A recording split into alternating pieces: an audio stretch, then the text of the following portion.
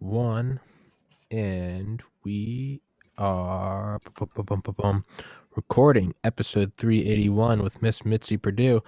For those of you who normally listen on YouTube, you are not getting this episode today, Wednesday, March 3rd, 2021 p.m.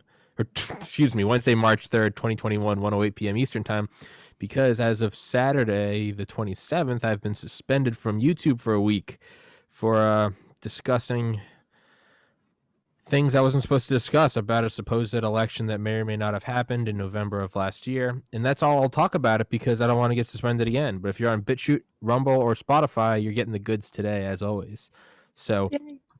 Miss Mitzi Purdue, how are you doing? Never better. Happy to be here.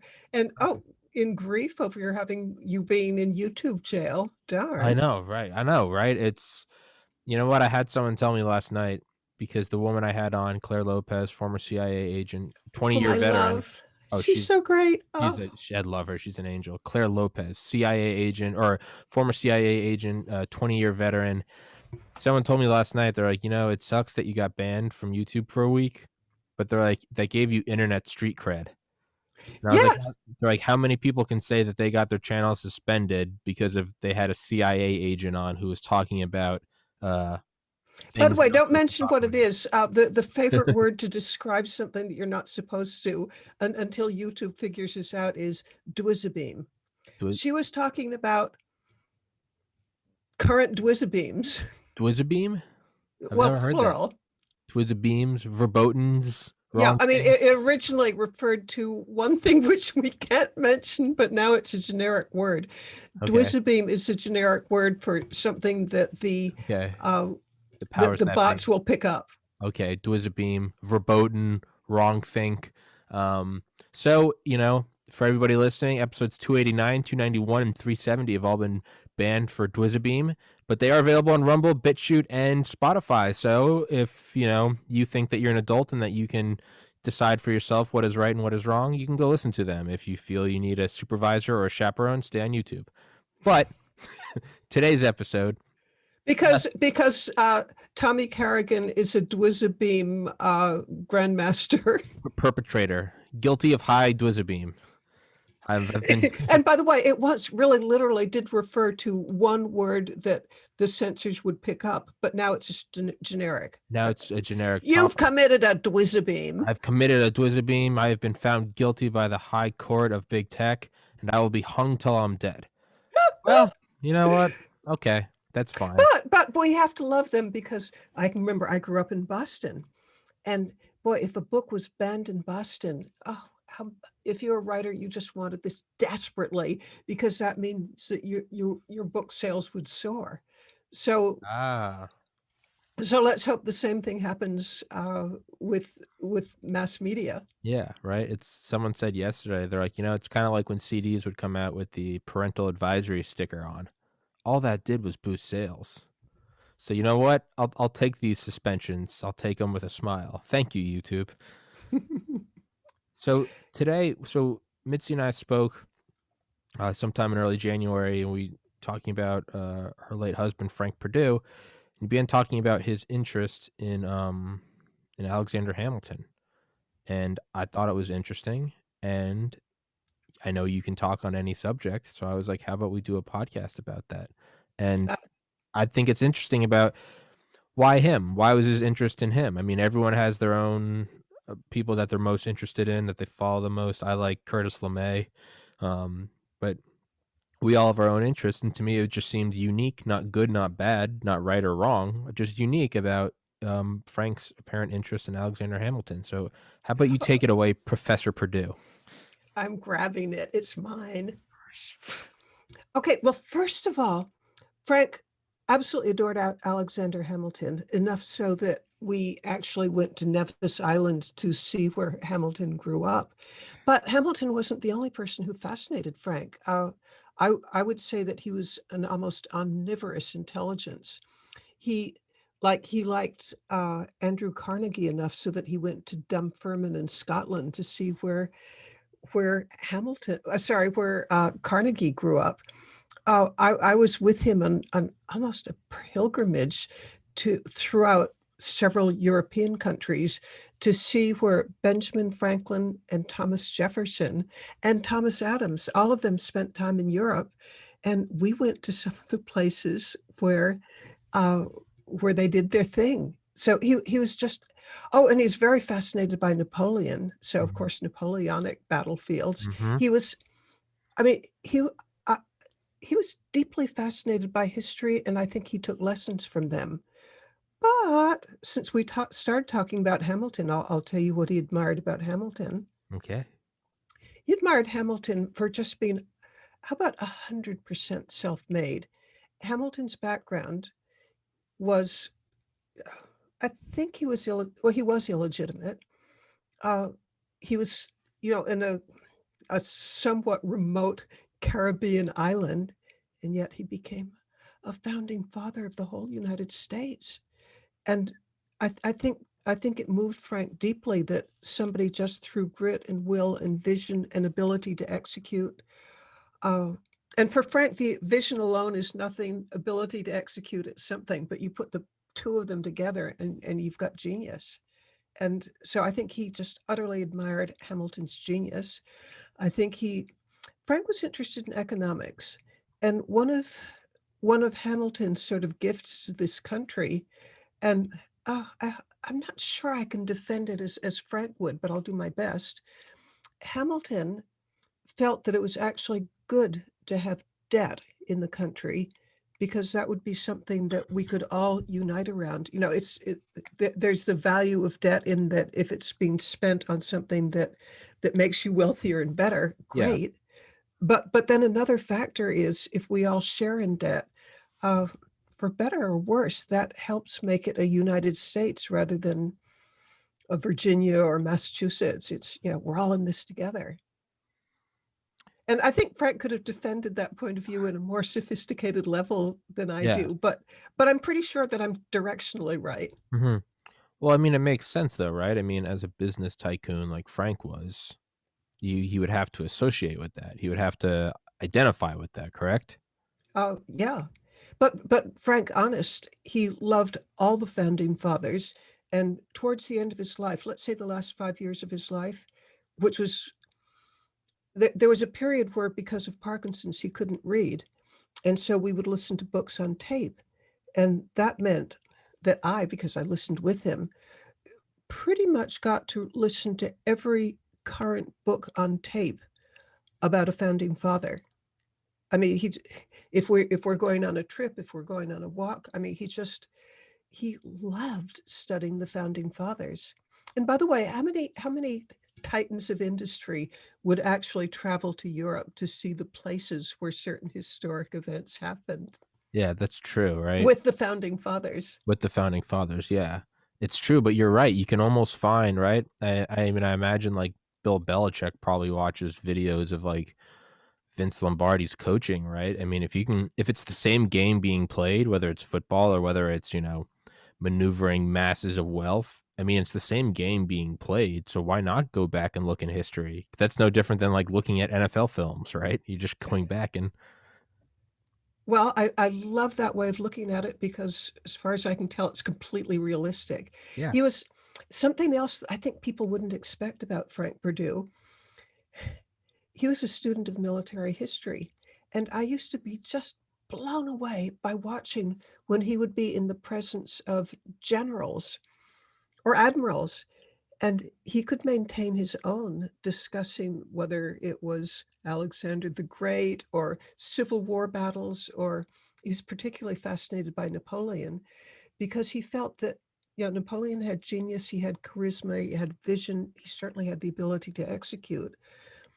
But Frank took a lesson from Napoleon of what not to do, somebody to be like the opposite of what you want to do. Because in the War of 1812, for everybody who happens to have studied the War of 1812, uh, and we're talking Napoleon's invasion of Russia, not what was going on in this country, but in Napoleon's invasion of Russia, all of Napoleon's advisors said, don't do it. Look out for the weather, look out for morale, look out for disease. Don't do it. You just don't need to do it. You know, sit on all these wonderful things you've accomplished so far. You know, pretty much every one of Napoleon's advisors, including generals, secretaries, everybody said, don't do it. But Napoleon was so convinced of his own brilliance that he wouldn't listen to them. And the result was maybe one of the more smashing defeats in all of history. Mhm. You know the word decimate, which means like 1 in 10? Yeah. Oh, Napoleon, the Grand Army of the Republic, I forget, could it have been 500,000 people who marched to Russia? 10,000 came back. Jesus. I mean, so it was a catastrophe on top of catastrophes. And, you know, the lesson that Frank took from that is don't ever get so enamored with your own self that you stop Mhm. listening to people. And Mhm. I mean, isn't it just neat that somebody who had the responsibility of running a company that at that time employed 20,000 people, that he'd still take time to look at history and biography? Well, it makes sense because I mean, what you literally just said about Napoleon, don't get too big that you can't listen to others for advice. I mean, it would be the same thing if it was like Napoleon was good, but I run Purdue Chicken. It's the same thing. Don't get too big. It's like so it's you have to go by learning it, he's instantly negating that phenomena of getting too big, right? It's Hitler was a student of history to an extent. I mean, 130 years after Napoleon, he tried to invade Russia during the winter. It's the same thing. You get too big. It's well, Napoleon was an idiot. I'm the Third Reich. I have bombers and tanks, and it's same story, just different day. But you know, Frank actually carried out in his life, and I got to witness it up close and personal, the idea of keep on listening to people, don't think that you know it all. Mhm. And one of his phrases was, none of us is, and it's not unique to him, but nevertheless, it is something that he embraced. None of us is as smart as all of us. Yes. And Yeah. so when he'd be in a meeting, and you know, I got to see this over and over again, or how about continuously and almost without exception. I got to tag along on a lot of his business meetings, and I'm, you know, endlessly grateful for how that happened. But here's what I saw. He would go into a meeting, maybe there are 10, 20, 30 people there, and he made sure that nobody knew what direction he wanted to take. Because, you know, if you're in the meeting with the big boss, the person whose name's on your paycheck, Yeah. there's such a temptation just to twist yourself into a pretzel so that you say what you think Yeah. the Yeah. big guy's going to want to hear. Yeah. But Frank's attitude, and I heard him say this, I mean, he said it to me, there's a lot of wisdom in this room, a lot of talent and experience. And my job is to tap into it. And if they're trying to guess what I want, I'm going to miss out on it. Yeah. And so his approach was he'd do everything he could to have people not know what advice, what outcome he wanted. And he was perfectly willing to change his mind along the way. I mean, maybe he actually did want this outcome, but he could easily be talked into, you have somebody made a good case into changing his mind. He had great flexibility.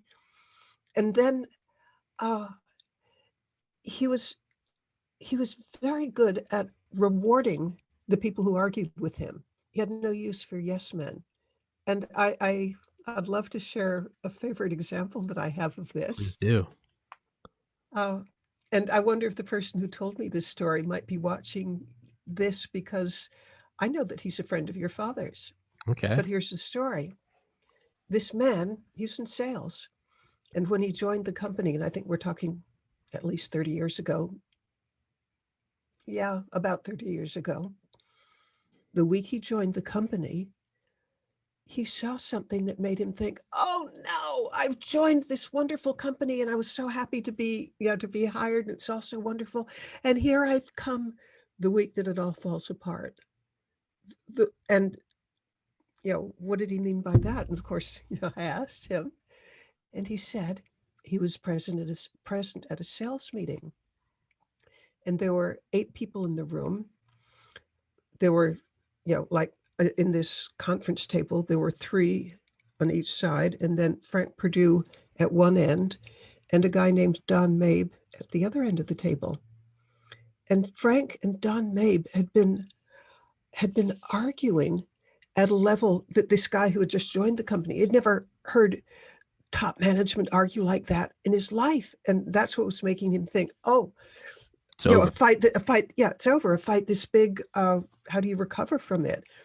And it wasn't just a screaming match. At one point, Don Mabe took off his glasses, threw them down on the conference table, and by coincidence, those glasses bounced once and hit Frank Perdue right in the chest.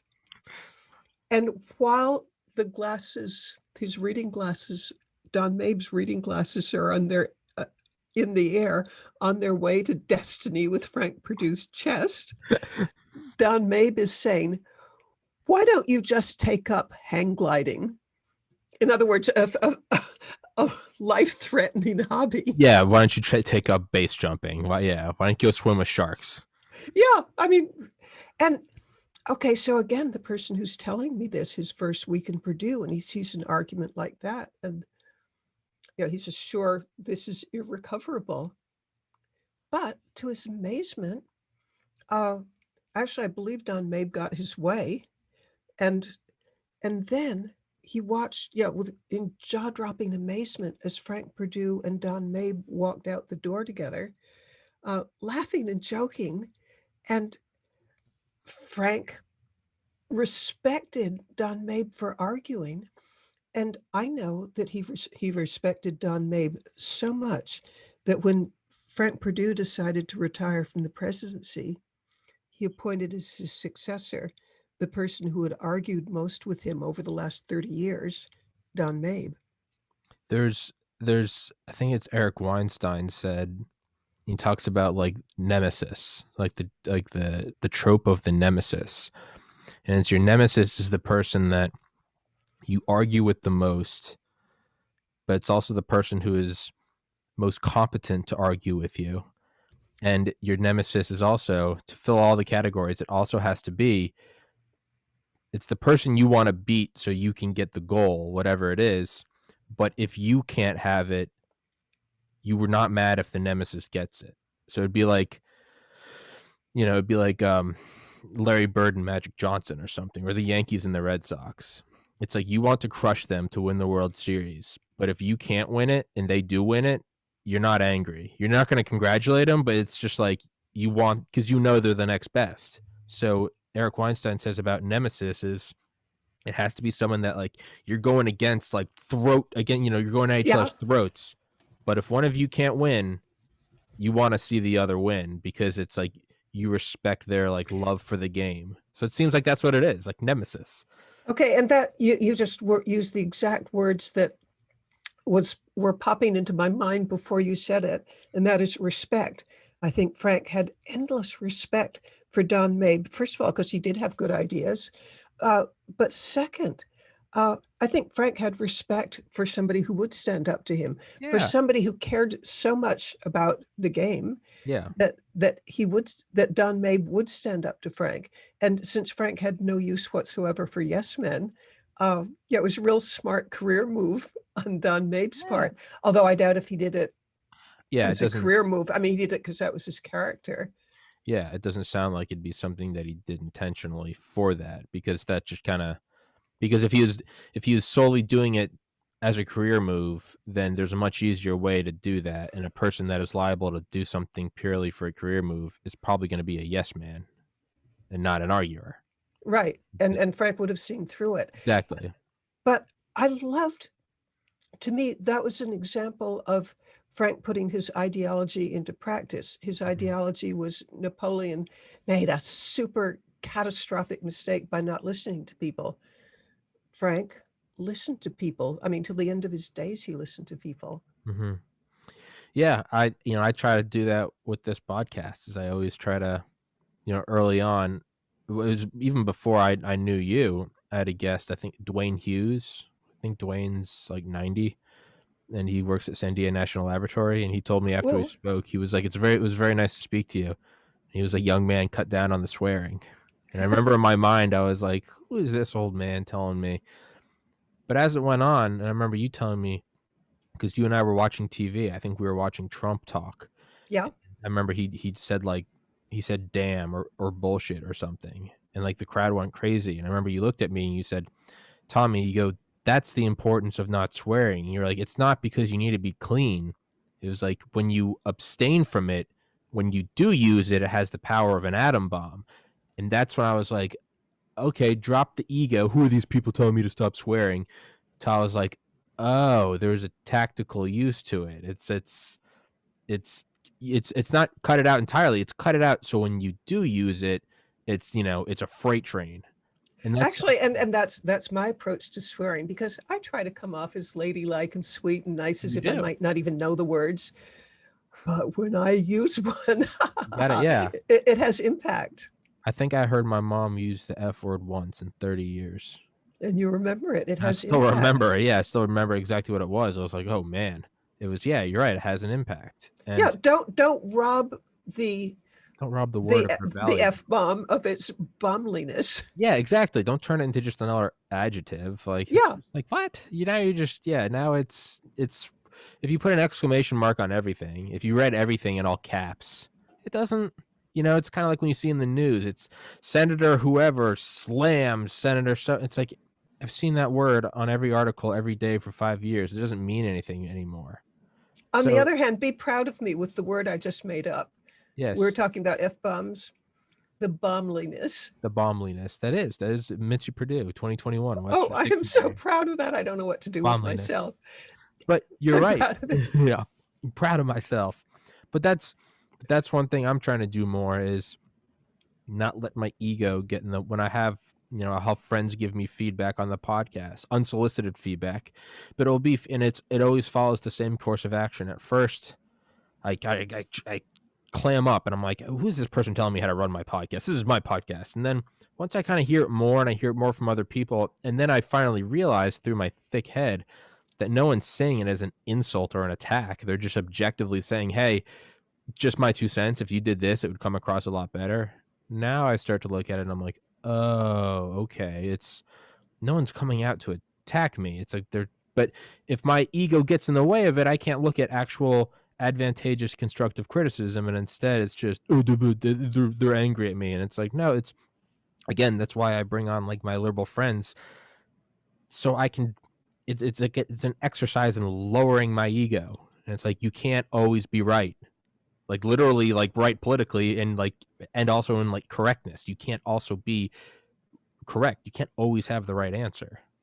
You know, I sometimes write on what it takes to have a family last across the generations, because my family of origin, the Henderson family, began in 1840, 181 years ago. And among the things that I believe has kept us together, and there's a whole bunch of things, and I give talks on this, but one of them is kids have to learn that you can't always be right. Yeah. And for that matter, I'm against teaching people, at least in a family argument, to I'm against standing on principle, because the moment you stand on principle, you're announcing to the world, I'm not listening to you. I'm not going to listen to the other side. I have closed my mind off. I'm infallible. Yeah. Yeah. So, I mean, maybe I can think of some principles on whose hill I would die, uh, but not many. Yeah. Yeah.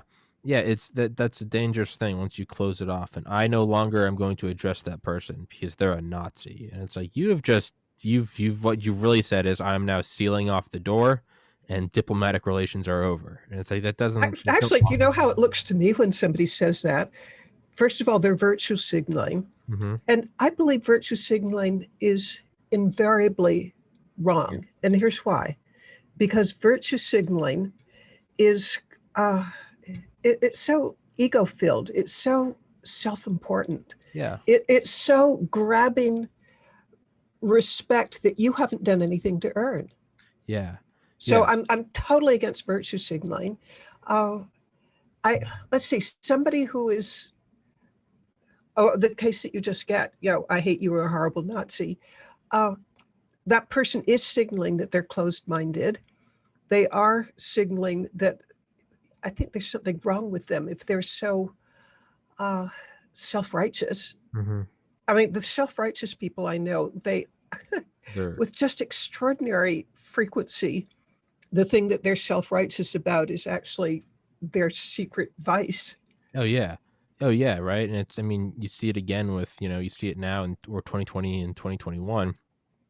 Trust the science, just trust the science. And I agree, trust the science. But as a student of science who studied it nonstop for 4 years, if you if you first, you often have to learn the history of the science. When you learn, like in chemistry 101, you first learn all the centuries where they thought they had it right and they had it wrong, and just how wrong they were. So yes, it's trust the science, but also understand that every century the slate almost gets wiped clean and you realize just how wrong you were. So I mean, that's like imagine saying in like the 1500s, I just, I think one day maybe we can colonize another planet, and then you have everyone trust the science. It's a flat square, you moron. And it's like, dude, if you hide behind trust the science, like it doesn't, the whole nature of science is it's like do not trust. Like Yeah, break break it down again and again. I mean, isn't that the essence of it? You come up with an idea Yeah. and you try in every possible way to prove that it's not true. Yeah, you try to invalidate it. It's Yeah, not, and then it's not if it falsifiable. passes all the invalidations, maybe you've got something. But meanwhile, don't ever trust, because what's all right, a favorite example I have, and I think you know that I'm a science writer and a health writer Mhm.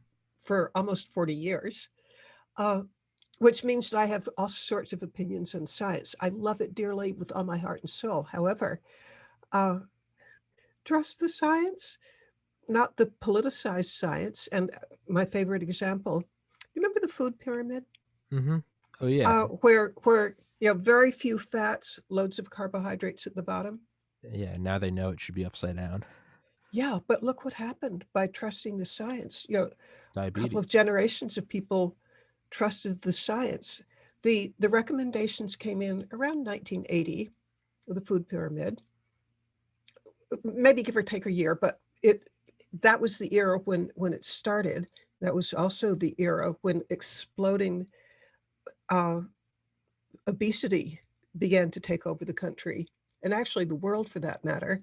And with obesity comes heart disease, strokes, dementia, real early on diabetes, and then just all the misery that happens when you think that you're following the science and eating the diet that they recommend. You just get fatter and fatter and fatter.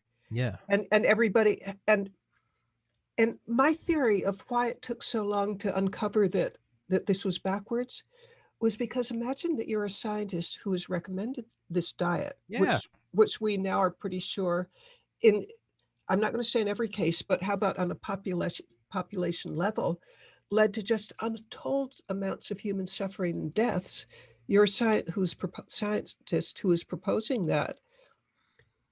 For you to admit that you were absolutely wrong, and I think I'll go with dead wrong, that's, you can't admit it to yourself. Your mind's just going to protect yourself. And Mhm. I would think that that's the essence of an example of cognitive dissonance. Mhm. You have a belief and you can't let it go, because to let it go, you have to admit, Yeah, you're wrong. I'm I'm complicit in millions of deaths. Yeah. Now, Yeah. who is a big enough person who would dare stare that fact in the face? It's, it's kinda like the doctors, you know, Doctor Smith, like, I always rely on a lucky strike. Just 10 out of 10 doctors say it's the smoothest hit, and it's like, right? And now we have like X-ray scans on boxes of, at least in Australia, I know they put images of like destroyed lungs on the boxes, and it's like, Yay. trust the science, dude. Just smoke the cigarette. Trust the science. And so it's and we Okay. also know. Go on. Can I burst in? Because Yeah. I don't want to sound, I mean, the story I just told is going to sound anti science, but that's not my view. Uh, my view is that what went wrong with politicized science then was it was awfully hard to undo a mistake, because unless you follow the old paradigm of the food pyramid, you're not going to get grants for your studies. You're not going to progress in your career. There was a whole ecosystem Mhm. that was, how about sitting on top of the science, that kept the science from correcting itself. Mhm. Yeah, and we also know, I think it came out in, like, 2017. It came out that, that the I guess, the grain and sugar industry was buying off Harvard scientists and Harvard doctors in, like, the '50s, '60s, and '70s to put out studies saying that these things didn't cause diabetes, which inadvertently led to the creation of the food pyramid. So it's we know from in history there are actual cases of doctors being bought off to just say this because doctors in their white coats they're the high priests of the 21st century. So if we can get them to say something, you can then hide behind trust the science, and like that doesn't mean don't yeah, I mean definitely trust the science. Like take a multivitamin, like wash your hands if you have an exposed cut, put alcohol on it. Actually, I'm not even in favor of multivitamins. Okay, well even then it's still Well, I'll tell you why. okay. Uh, you're so much better off just eating a Healthy. healthy diet than taking a pill. Yeah. Well, for those that maybe they can't afford it, they have to eat freezer meals, like, multivitamins not bad. Okay, But I don't say they're bad, but yeah, boy, yeah, given the yeah, yeah, yeah. choice, aim for real food. Absolutely, yeah. It's absolutely aim for a good night's sleep and a workout, not necessarily, waking up and eating or having 3, espressos. But the point is, like, it's very easy to hide behind trust the science because if anyone argues against it, you're painted as a crazy person. Anti-science. Anti-sci "Oh, look at this guy's anti-science," and it's like, man, it throughout history, the best scientists have been, quote, unquote, "anti-science," science being assigned to the widespread belief of the day. So, if the widespread belief of the day is that if you travel across the ocean from Britain, you're gonna hit India, and you say, "Trust the science," well, Christopher Columbus, he didn't trust the science. Galileo didn't trust the science. Copernicus didn't trust the science. Joseph Lister, the antiseptic method, didn't trust the science. So to not trust the science, the best scientists in history didn't trust the science because the thing they weren't trusting was named science. It wasn't objectively science. Exactly. Oh, thank you for putting it into words because I love science. I think science is just a gift from heaven. It's so useful. But I don't think we're talking science when you talk about a scientific consensus. Oh, no. Uh, don't judge by consensus. Judge by are there people who will attack it? And my gosh, I'm just creating in my mind a connection between Napoleon, who was so convinced that he was right that he made a horrible mistake. Well, what about if the scientists who won't allow anybody to question them, and you're going to get into YouTube Banned. jail or Yeah. banned or silenced if you question them?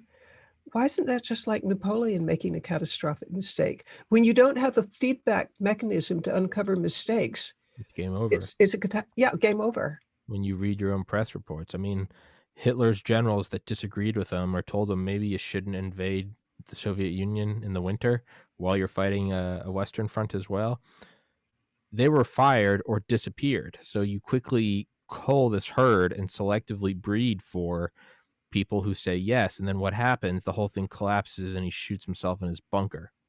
Like, that's where it goes. So, man, if you have to not only say trust the science, but when someone else comes up and says, here's I think this is different, and how is that any different than putting, was it Copernicus? Who got one of them got house arrested, another one got burned at the stake. But the point is, one of the famous, it's Galileo, I don't remember who was in house arrest for the rest of his life under the Catholic Church.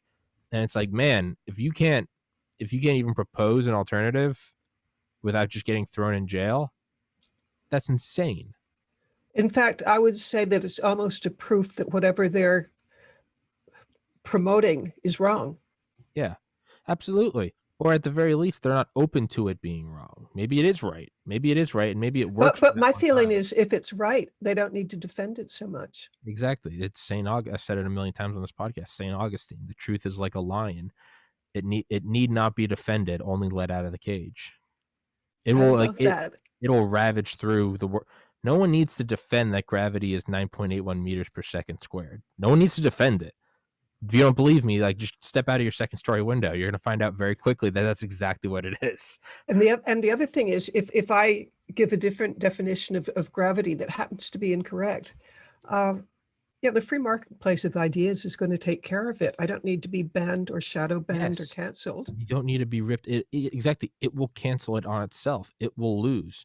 No one has to say, you know, uh, McDonald's is the best place to go eat when you're drunk at 2 a.m. Like, no one needs to defend that thesis. When you're hammered drunk with your buddies and you're stumbling along a sidewalk and there's a 99-cent cheeseburger, you don't need to defend that thesis. You're going to I get mean, it. that's certainly been my experience the last 5 times. Yes, exactly. But that's what I mean, is right. You don't need to defend. You don't. Nobody should get Burger King. Nobody should get Olive. No one's sitting down for a nice meal when you're 12 shots of whiskey deep. You're getting the burger and fries.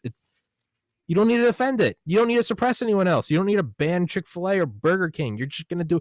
And if it shifts, it shifts. And it's so the whole thing of trust the science is, yes, trust the objective science, but what are you labeling science? Just like YouTube, we have new standards that say that you cannot promote coordinated hate. On the surface, yeah, it sounds, sure, maybe your company, you don't want people hating, yeah, whatever, that's your company. I think it's a violation of free speech, but it's your company, okay. Could you define what hate is? No. Could you tell me who is defining hate? No, that's proprietary information. So what is hate? It's you didn't follow the laws. The laws, well, what's the law? Well, if the law of the land is it's okay to own other human beings in like pre-1860s, well, now it's not. You're not following the law. The law, it's back to the founding fathers. If a law is unjust, it is your moral obligation to break the law. So who's defining what? So if it's trust the science, well, who's defining science? And furthermore, if that person defining quote science is also banning off platforms the digital town square that now in the time of COVID is the only town square available. If you just ban anyone that questions your science, not only that, but the people pushing for other people to get banned are also the ones who are making a lot of money off vaccinations. There's that. By the There's way, are we going to get Dwizzabinged for this? I don't know. I don't think so because we haven't touched on the holy of On what holies. Dwizzabing? We haven't given Dwizzabing language. We haven't touched on the King Dwizabeam.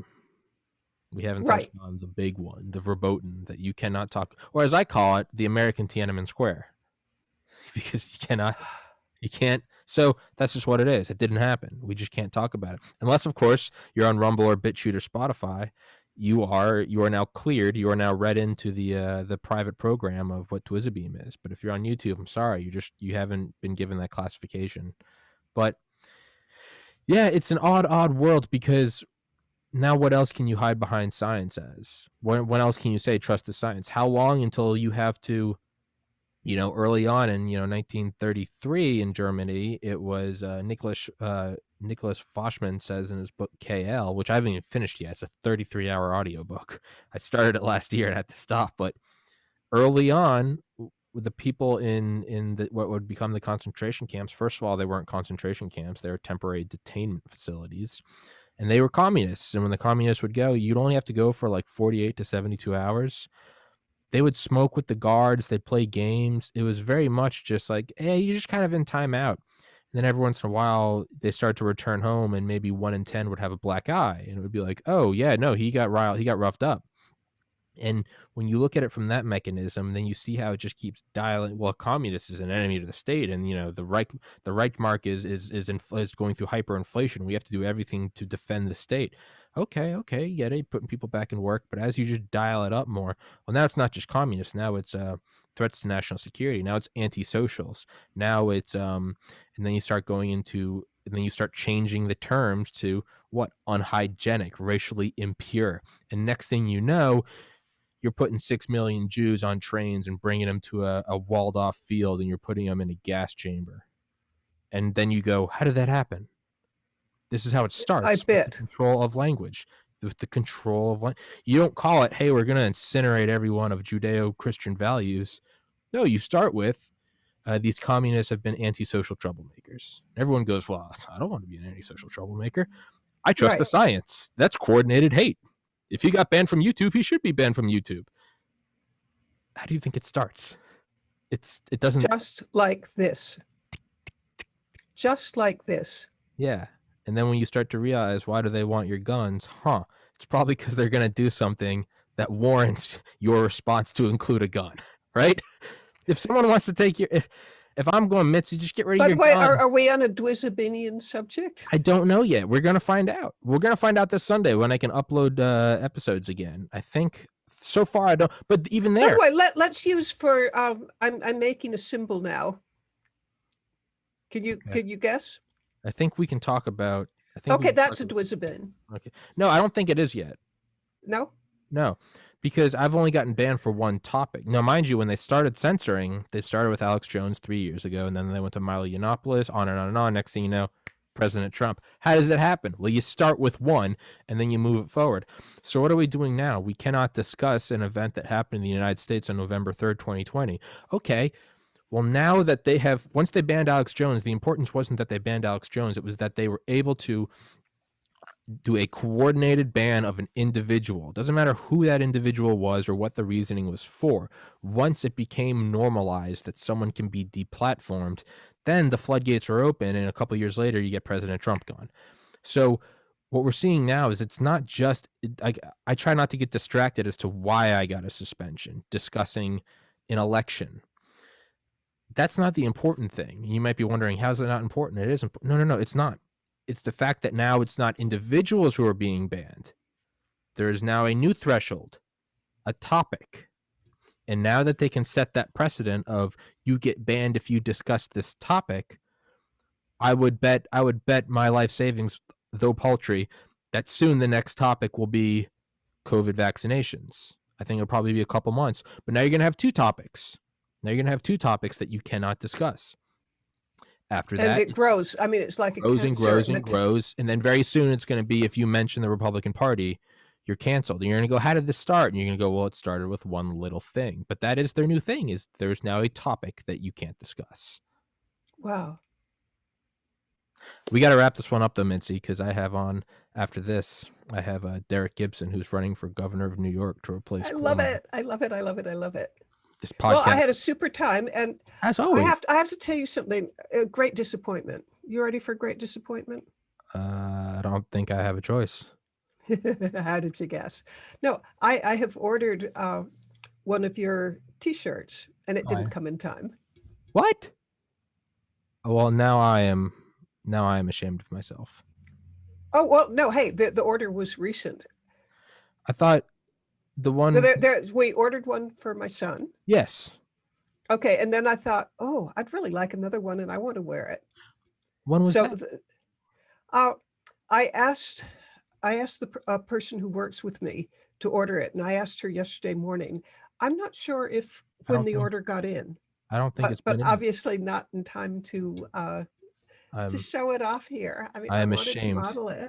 I am ashamed of myself, Mitzi, and I apologize. I will get on that immediately. Hey, unfortunately, there are no employees, so it's just going to be me yelling at me. I'm going to go put on my merch hat, and I'm going to start yelling at myself. What are you doing? And then I'll take the merch hat off, and I'll, like a true sane person. Like the rest of us. Okay, go get ready for your fabulous next interview. And when we see each other next, I will be wearing something really fashionable. Yes. Thank you, Mitzi. As always, I love you. Thank you for coming on, and I'll text you when it's up.